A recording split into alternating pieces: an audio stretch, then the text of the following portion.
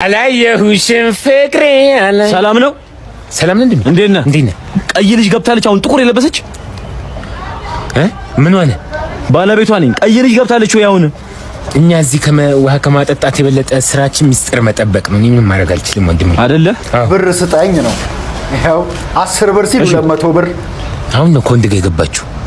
በግተራ ጉድጓድን ታውቃለህ? እዛ ውስጥ ነው የሚገቡት። የመጀመሪያቸው ነው።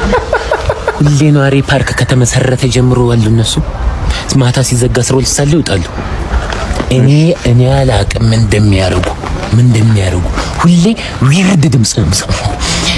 ሞተች እንደ እስክል ድረስ እሰበው እንግዲህ ና ቆይና የሆነ ነገር ባረግ እጮሃለሁ ብለህ ቀላቅዬ ነው። ኧረ እኔ አገባኝም። ይኸው ሽርጤን አውጣው። በዚሁ ነው የምወጣው። በቃ እኔ እኮ ሰጠኸኝ እኮ የቀን ወጪ። ሂዱ ነው ሶስተኛው ጉድጓድ ስር አሉ እንደ እባብ እየተንከባለሉ ይታጫዋል። እኔ ምንም ማድረግ አልችልም። እንግዲህ በ200 ብር ሸጣቸው አንተ